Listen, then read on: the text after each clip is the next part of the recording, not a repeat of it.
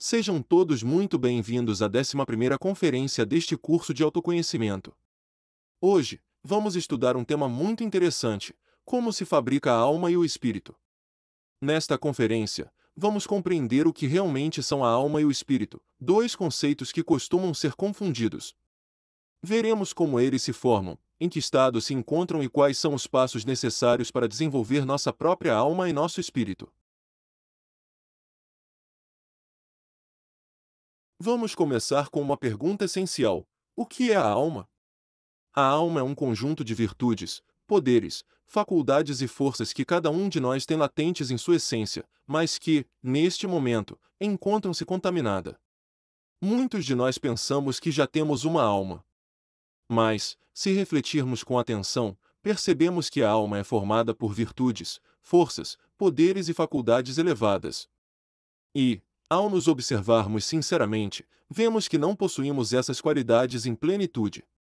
Pelo contrário, carregamos inúmeros defeitos psicológicos, modos negativos de ser, que nos mantêm em um estado de miséria espiritual, fraqueza, falta de autocontrole e ignorância. Vivemos constantemente dominados pela dor, pela tristeza, pelo medo e por tantos outros estados que nos afastam da luz interior. Assim, percebemos que, de fato, ainda não temos alma. E é justamente por isso que os seres humanos são capazes de cometer crueldades e atrocidades, contra os outros, contra a natureza e até contra si mesmos. Mas há uma boa notícia: todas essas virtudes, poderes, forças e faculdades estão latentes dentro de nós. Isso quer dizer que temos o potencial de conquistar nossa alma, de tornarmos-nos donos dessas virtudes e poderes. Para isso, porém, é necessário realizar um trabalho interno profundo, um trabalho de resgate da nossa essência, que hoje se encontra aprisionada e condicionada por todos os nossos aspectos negativos. E então surge a pergunta: quais são essas virtudes, poderes, faculdades e forças que despertaremos ao desenvolver nossa alma? Vamos descobrir. Uma virtude é o oposto de um defeito. Quando compreendemos profundamente um dos nossos defeitos psicológicos e o eliminamos por meio da morte psicológica, esse condicionamento desaparece, e a parte consciente que estava aprisionada dentro dele é libertada. Essa parte é o que há de real e verdadeiro em nós. Assim, aquele defeito psicológico que antes nos dominava, nos escravizava e nos fazia pensar, sentir, falar e agir de maneira incorreta, prejudicando os outros e a nós mesmos, deixa de existir. Em seu lugar, nasce uma virtude consciente, que compreende, serve e ama os demais como a si mesma. Cada defeito psicológico eliminado dá origem ao nascimento de uma nova virtude dentro de nós. Por exemplo, o defeito da traição transforma-se em fidelidade, o eu ladrão se converte em honestidade, a cólera em doçura, a luxúria em castidade, e assim por diante. Mas é importante compreender que todo defeito tem dois polos, positivo e negativo, ativo e passivo. E por que fazemos essa observação? Porque muitas vezes acreditamos ser pessoas boas simplesmente porque um defeito não está se manifestando em seu polo ativo. Então, caímos no erro de pensar que já possuímos a virtude correspondente. No entanto, ao observarmos, percebemos que reagimos com crítica, julgamento e antipatia diante daqueles que expressam o mesmo defeito de forma ativa. Isso acontece porque esse mesmo defeito existe em nós, mas reprimido. Ele se manifesta no polo oposto, como aversão ou desprezo, o que mostra que ainda não o eliminamos. Por isso, é fundamental observar os defeitos em ambas as polaridades, compreendê-los e eliminá-los. Somente assim poderemos libertar as verdadeiras virtudes da alma. Agora, vamos falar sobre os poderes. À medida que a Kundalini ascende pela medula espinhal, formando cada um dos nossos corpos internos, começamos a receber diferentes poderes. Quando criamos o corpo físico solar, recebemos o poder de governar os gnomos e pigmeus, que são os elementais da Terra. Ao criar o corpo vital solar, recebemos o poder de comandar as ondinas e nereidas, os elementais da água. Quando o corpo astral solar é formado, podemos viajar em corpo astral para qualquer lugar, planeta ou estrela, penetrando na quinta dimensão sempre que desejarmos.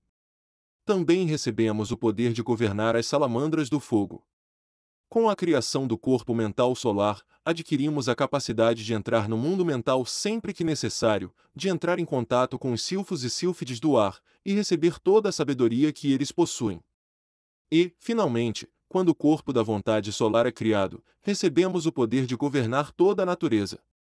Esse poder é tão elevado que nos permite criar a nós mesmos, de forma consciente e divina. Agora, vamos falar sobre as faculdades. À medida que desenvolvemos nossa alma, também começamos a desenvolver faculdades internas, que surgem conforme despertamos nossos sentidos internos, conhecidos como chakras. Em cada uma das iniciações, nos são concedidas certas faculdades que estão latentes em todos os seres humanos, embora a maioria não saiba como utilizá-las. Essas faculdades são, por exemplo, clarividência, clareaudiência, polividência, audição mágica, pressentimento, telepatia, telemetria, intuição, e até a capacidade de comunicar-se com os elementais da natureza, entre outras. No entanto, é importante compreender que, neste momento, a humanidade se encontra em um estado degenerado e caído, com inúmeros defeitos psicológicos que controlam constantemente nossa psicologia, porque mantém nossa consciência aprisionada. Por isso, buscar o desenvolvimento dessas faculdades sem antes libertar e desenvolver a consciência é extremamente perigoso. Nesse caso, quem acabaria usando tais faculdades seriam os próprios defeitos psicológicos, que as manifestariam de forma negativa, levando-nos a cometer muitos erros. Portanto, deve ser o nosso ser interior quem, à medida que avançamos na eliminação dos defeitos e na criação dos corpos internos, nos conceda o uso correto de cada uma dessas faculdades, que se desenvolverão de maneira equilibrada e consciente. E, à medida que desenvolvemos nossa alma, também desenvolvemos forças poderosas. Com o avanço do nosso desenvolvimento psíquico, todas essas forças começam a se integrar em torno do nosso ser, e nos tornamos capazes de realizar coisas que nem 1000 homens juntos seriam capazes de fazer. Ganhamos força física, vitalidade, força no verbo, entre outras. Quando uma pessoa possui força no verbo, suas palavras têm poder, elas tocam diretamente a consciência dos outros. Também desenvolvemos uma grande força de vontade. Dentro de cada um de nós existe uma força considerável, mas, infelizmente, a usamos de forma errada, principalmente através do defeito da ira, que acaba nos enfraquecendo. E, como dissemos, tudo isso, virtudes, poderes, faculdades e forças, vai se desenvolvendo e se integrando em nós à medida que fabricamos a nossa alma. Vejamos agora como se fabrica a alma. A alma é fabricada através do trabalho com os 3 fatores para a revolução da consciência, que são a morte psicológica, o nascimento espiritual e o sacrifício pela humanidade. Com a morte psicológica, economizamos nossa energia, equilibramos os centros energéticos e libertamos a essência que está aprisionada dentro de nossos defeitos. Com o nascimento espiritual, criamos os corpos existenciais do ser, através da união sexual entre um homem e uma mulher, utilizando de maneira sábia e consciente a nossa energia criadora sexual. E com o sacrifício pela humanidade, quando compartilhamos esse conhecimento com os outros de forma desinteressada, conquistamos os méritos do coração, que nos permitem avançar em nosso trabalho interior. Esses são os 3 fatores fundamentais que nos ajudam a sair da mecânica deste mundo e a revolucionar nossa consciência, tornando possível o desenvolvimento completo da nossa alma. Agora, vamos ver quais são os passos para fabricar a alma humana. O primeiro passo é receber o conhecimento objetivo, pois somente quando sabemos aplicar os 3 fatores para a revolução da consciência é que podemos realmente começar esse trabalho. Mas como diz o velho ditado: de 1000 que me procuram, apenas um me encontra. No mundo, existem muitas pessoas com anseios espirituais, buscando algo que as conduza à verdade. Porém, poucas conseguem encontrar o conhecimento dos 3 fatores, aplicado de forma prática, que lhes permita iniciar o caminho em direção ao despertar da consciência. Muitos acabam se perdendo em teorias e conceitos de toda espécie, e nunca chegam a reconhecer o conhecimento que realmente poderia fazê-los avançar espiritualmente. E por que isso acontece? Isso ocorre por causa do karma. Muitos receberam esse conhecimento em existências passadas, mas o abandonaram. outros traíram a Mãe Divina, outros cometeram crimes contra o Espírito Santo, e há ainda os que buscam, mas nem sabem o que realmente procuram. Todos esses, por suas próprias ações, perderam o direito de receber novamente o conhecimento durante várias existências.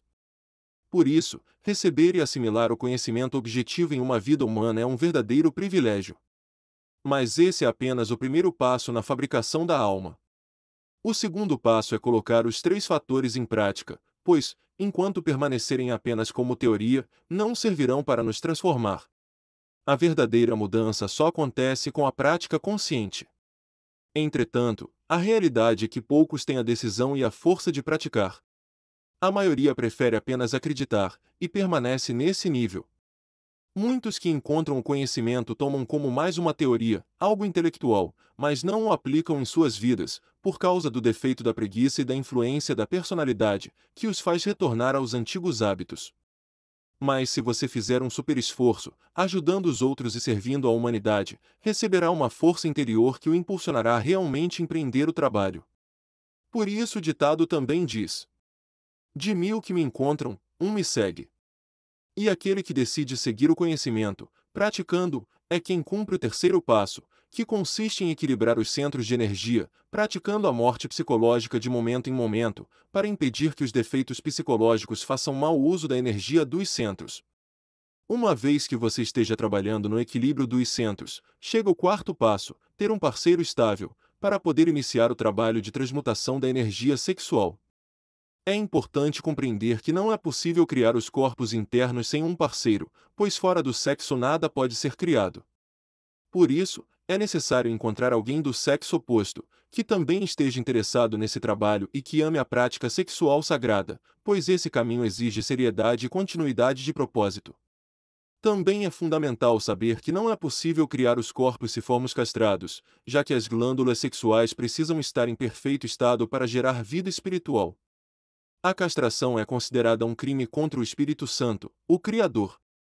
Uma pessoa castrada não pode criar nada, e deverá primeiro buscar regenerar-se, se isso ainda for possível. O quinto passo é virar as águas, ou seja, fazer a energia sexual ascender pela medula espinhal. Para isso, é preciso abandonar a fornicação e praticar sempre a suprassexualidade com êxito, sem desperdiçar a energia sexual através do orgasmo ou da ejaculação, mas conseguindo fazê-la subir pela espinha durante cada prática sexual. Quando passamos por essa etapa do trabalho interior, podemos ver, no plano astral, um símbolo maravilhoso. A água, que antes descia, agora sobe. Por exemplo, podemos ver em sonho ou no plano astral uma cachoeira, mas, em vez de a água cair, ela se eleva de baixo para cima, indicando que a energia começou a ascender. Enquanto trabalhamos no equilíbrio dos centros de energia e na eliminação dos defeitos que nos impedem de alcançar a castidade, vivenciamos o processo de purificação da energia criadora. O sexto passo é receber a espada de prata. Devemos compreender que o trabalho começa com a castidade. É necessário entender o defeito da fornicação para deixar de desperdiçar a energia sexual, e assim acender o fogo sagrado do Kundalini na medula espinhal. Por isso, devemos eliminar todos os detalhes da luxúria que nos levam à fornicação, pois ela bloqueia completamente o progresso interior. Quando esse defeito psicológico é eliminado, o fogo sagrado se acende em nós, e recebemos, no mundo interior, uma pequena espada de prata com cabo branco, o sinal de que nos tornamos iniciados. Significa que começamos o trabalho de fazer o fogo acender vértebra por vértebra pela medula espinhal. No início, essa espada é muito pequena, mas ela cresce à medida que avançamos em nossas iniciações. No entanto, devemos saber que cada fornicação nos faz descer 2 vértebras. Por isso, a castidade é tão essencial para seguir adiante neste caminho. Quando já recebemos, no plano astral, a espada de prata, podemos dizer que iniciamos verdadeiramente o caminho. O sétimo passo será, então, realizar as 5 iniciações dos mistérios maiores, que marcam o início da criação dos corpos existenciais do ser. Para criar cada corpo, é necessário equilibrar os 5 centros inferiores, como vimos na lição 4. Com a energia economizada na vida diária através da morte psicológica, e investindo essa energia, junto com as centelhas liberadas, na transmutação sexual, vamos criando, pouco a pouco, cada um dos corpos. Quando o trabalho é feito com seriedade e constância, a criação de cada corpo leva aproximadamente 2 anos e meio. A formação de cada corpo corresponde à realização de uma iniciação. Na primeira iniciação, o corpo físico solar é completado. Na segunda, ocorre a regeneração do corpo vital solar. Na terceira, é criado o corpo astral solar. Na quarta, o corpo mental solar. E na quinta iniciação, nasce o corpo da vontade solar. O oitavo passo acontece durante a criação do quinto corpo, quando precisamos tomar uma decisão muito importante, escolher o caminho que iremos seguir. É nesse ponto que se apresenta a escolha entre o caminho direto e o caminho do Nirvana. E cumpre-se aquela antiga frase: de 1000 que me seguem, um é meu. De 1000 iniciados que chegam a esse ponto, 999 preferem o caminho do Nirvana, abandonando o caminho esotérico e traindo seu pai interior. O caminho direto é o caminho estreito e difícil, mas é também o que conduz de volta ao seio de nosso Pai cósmico comum. Quando o caminho direto é escolhido, então se dá o nono e último passo para o desenvolvimento completo da alma, a celebração do matrimônio perfeito. Esse matrimônio representa a união entre a alma humana, formada pelos 5 corpos inferiores, e a alma divina, constituída pelos 2 corpos superiores. Ao concluir a quinta iniciação, o ser humano se converte em um verdadeiro homem. Um verdadeiro homem é aquele que possui seus 5 corpos inferiores completamente desenvolvidos e em estado solar. Antes disso, o que somos, na verdade, é apenas animais racionais. Quando alcançamos esse ponto, podemos enfim dizer que possuímos uma alma humana.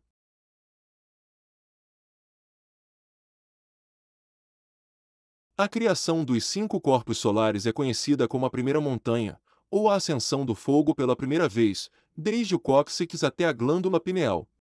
Também é chamada de fabricação da alma humana, ou simplesmente, o nosso Gênesis. A primeira montanha pode levar cerca de 13 anos de trabalho, dependendo do esforço, da constância e do nível de entrega de cada pessoa. A cada iniciação que conquistamos, cresce a espada que possuímos internamente. Assim, observando o tamanho da espada no plano astral, podemos acompanhar o progresso real do trabalho que estamos realizando. O comprimento da espada representa a medida do fogo que acende pela nossa coluna vertebral. Cada iniciação começa e termina entre 2 centros. Agora que já compreendemos o processo de fabricação da alma, vamos falar sobre o espírito. O nosso espírito é formado pelas partes superiores da consciência. E como o espírito é fabricado?